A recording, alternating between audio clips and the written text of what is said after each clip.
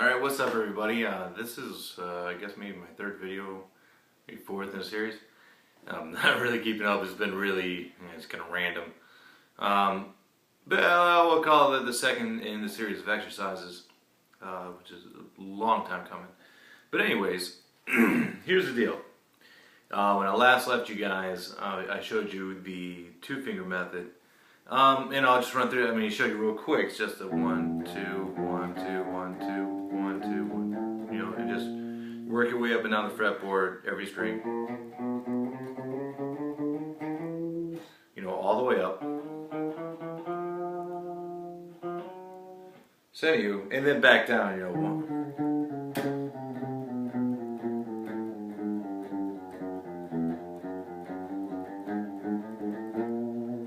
So anyways, I mean, hopefully you guys can extrapolate from that the idea. The next thing it would be 1, 2, 3, 1, 2, 3, 1, 2, 3, and you can pick it all down. 1, 2, 3, 1, 2, 3. But again, it's not the speed at which you do it. It's not, you know, how fast and how fluid your fingers can move through it yet. That'll happen naturally over time. The idea, though, is, again, I said before, man, addressing the note, getting a good quality note every single time. So, you know, you get your first, I mean, you want to address the notes close to the fret bar without going on top of it, and you know, inside that little area, as close as you can get. And each note matters, so you want to ring it out very clean. You don't want to hit any extra strings on the guitar, because we're only worried about one note at a time. So, 1, 2, 3, 1, 2, 3, 1, 2, 3. Now see what I'm doing there, kind of letting off a little bit as a rest. It helps silence the string. Or, I mean, if you want, you can run through it 1, 2, 3. And what's going to happen over time is that your right hand hitting these notes right when your left hand finger hits where it needs to be. And over time, they'll start working together. But for now, I mean, if you really want, all you have to do is go 1, 2, 3. Then of course we're going to go, and you know, I want you to go all the way up. Then I want you to go all the way down. Then I want you to go backwards. 3, 2, 1, 3, 2, 1, 3, 2, 1, 3, 2, 1. Up and down, and not just on the first ring, all of them. And like I said before, doing all this takes an ungodly amount of time. I can run through all of my exercises fast, like light speed, and it still takes a half hour. So really, I mean, take 2 to 3 hours, but it pays off in the end. So anywho, the next thing would obviously be, and by the way, I'm pulling my guitar way away from my button. I don't know why I'm doing that.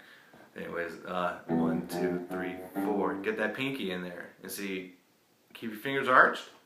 1, 2, 3, 4, 1, 2, 3, 4, 1, 2, 3, 4. And you're going to do that up and down. Then it's funny because it's more natural to go 4, 3, 2, 1. At least it was for me when I first started.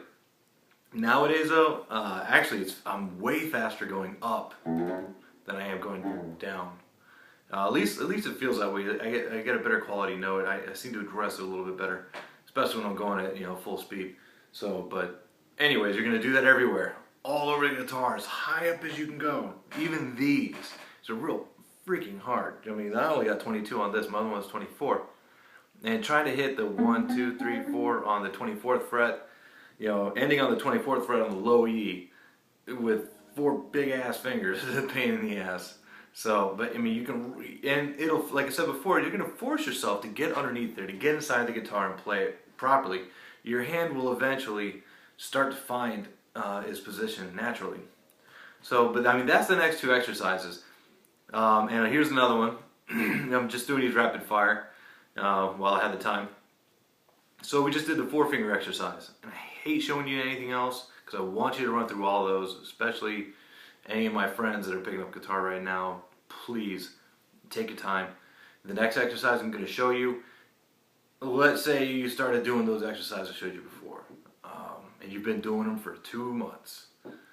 You might be ready, maybe. But if you skip and you just go, okay, well, I get my finger to do it. It doesn't sound good, but if I play fast enough, it doesn't sound bad. I did that, and yes, it does. It sounds awful. I used to go by the motto of, hey, if I play fast enough, nobody can hear me screw up. And so I'm brutally fast. But it took, I had to sit down and tell myself, wait, no, accuracy is what matters. You know, after years and years, 10 years of faking it, you know, dude, make it matter.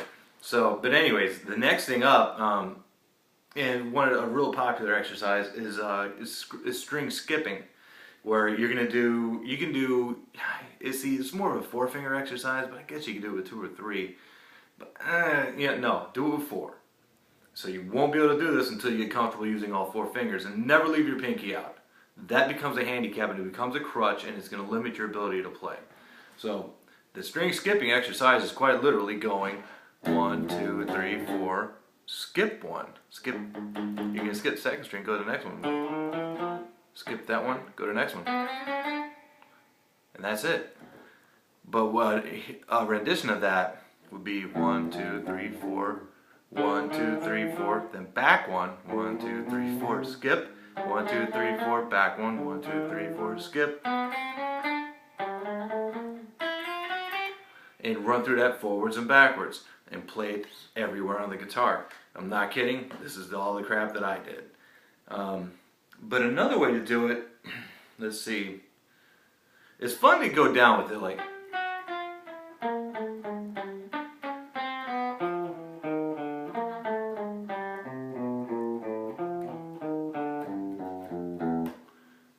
and actually it's kind of a symphony of the Sweating Bullets goes.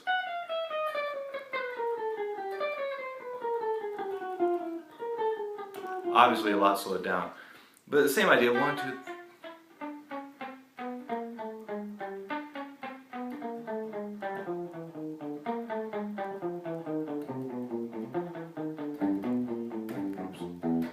You get the idea. So once you do that, then you can start working into other things. I mean, you're going to do that all over the guitar. I'm trying to think of another good exercise.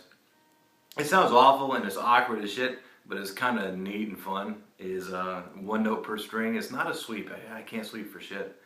That's okay though, neither can George Lynch. Which is fine because he's one of my freaking heroes. But anyways, I mean, we should watch him play some Paganini. It's pretty impressive. But anyways, you know, just going 1, 2, 3, 4.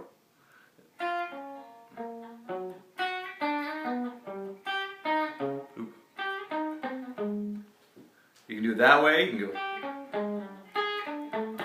can go backwards, forwards. And see, I'm messing it up because it takes a little warm up because it's muscle confusion. Confuses the shit out of your hands. It forces you to play outside of your box. It forces you to play in areas that you don't naturally want to do. I mean, because once I get playing really fast, I've always got my crutch, I've always got my handicaps that I fall back on. That's become a bit redundant, make my playing slightly redundant when I get into solos. But again, the cool thing too though is when you play weird things like that, just find these, make these things up. You know, that's what's really all leads to, is you doing this and going, well, what if I do that? Which I literally just made up now. You know, that's the idea. It is, I'm giving you a roadmap to explore your guitar with. And again, like I think I said before, is I'm not going to teach you how to get music. I'm not really going to teach you how to play guitar, play music, but I'm going to open up the guitar so that you can play what's in your head, so that you can play the music that is inside of you. And it becomes, I mean, the more you explore, the more you find out, and it's just so much more rewarding. I mean, you do all of this, and then once you do all these exercises, and you're comfortable playing up here, you know. Wait.